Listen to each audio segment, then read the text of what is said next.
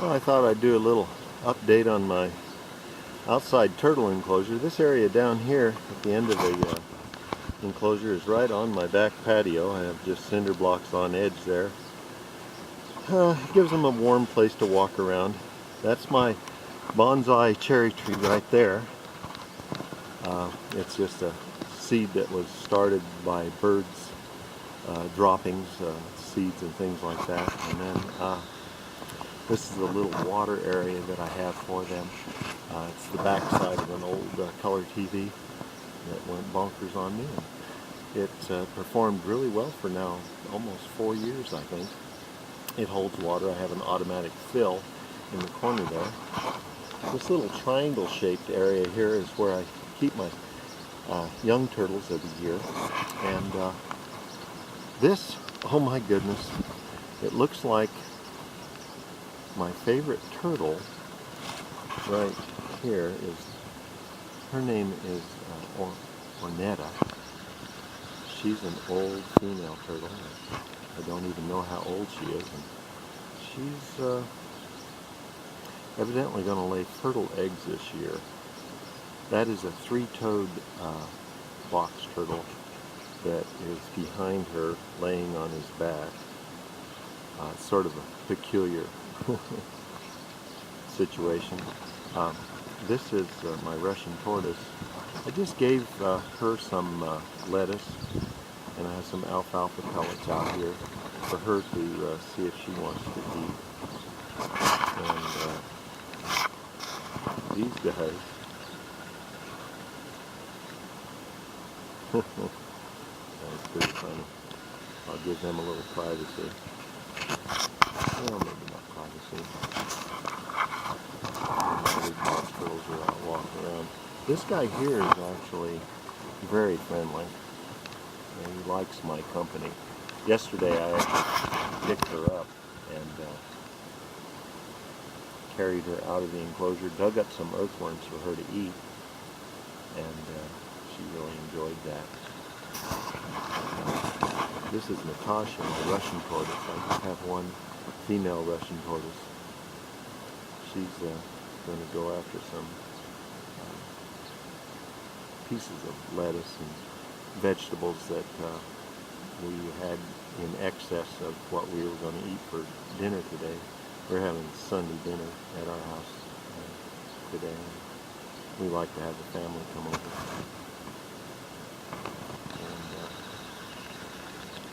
Russian tortoises like vegetables a lot more than they like to eat meat, that sort of thing. And they don't like a high protein diet. They don't respond well to it. But in my enclosure I have dandelions, white clover. I have some buttonweeds growing. And then I think this is a Chilia here that is growing here, and that's supposed to be something that they can eat, but I haven't seen much sign of any of my box turtles or Russian tortoises eating that. They much prefer the dandelions and the clover and the additional food. Because of the number of animals I have in this enclosure, the 17 box turtles and the one adult Russian tortoise, the enclosure could not possibly hold enough food for that many turtles. Possibly enough for one Russian tortoise. It could live on the dandelions that are here and the clover and the buttonweeds, but I have to augment all of my turtles' diets with worms if I have them, any kind of meat. Box turtles are very carnivorous when given the opportunity. And corn, oh boy, they all love corn. And I haven't given them any corn for months. Of course, they just came out of hibernation here recently. Oh my goodness, these guys are still going to town. That's Ornetta, though. I can recognize her. She's lost her toenails on her front feet before I ever rehomed her. I rehomed her, well, it must be a decade ago now, but anyway, she doesn't have long front toenails, so I don't know how she lost them, but it's just one of those conditions that she has. I think that she might have been the only turtle last year that laid fertile eggs.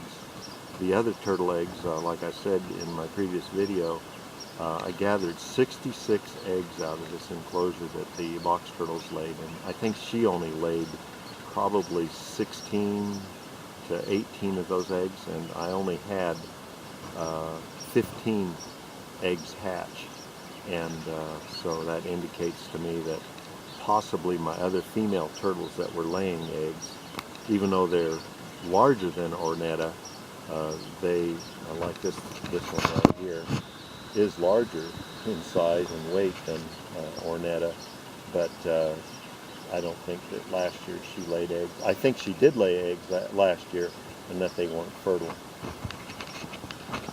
Looks like Natasha's just not too hungry. Yesterday I found out that she loves carrots. Little baby carrots. I gave her some carrots, and she must have eaten 15 of those little baby carrots yesterday. I really enjoyed them. Well, this concludes this video. Hope you found it interesting. Oh, that round tabletop that you see there is right over the top of my hibernation chamber, and the area that goes into the hibernation chamber is that tunnel right there, and that tunnel on the far side. This one in the middle is one that they dug out themselves, and I keep it clear, but that goes into one of the, as a sort of a side entrance to the hibernation chamber.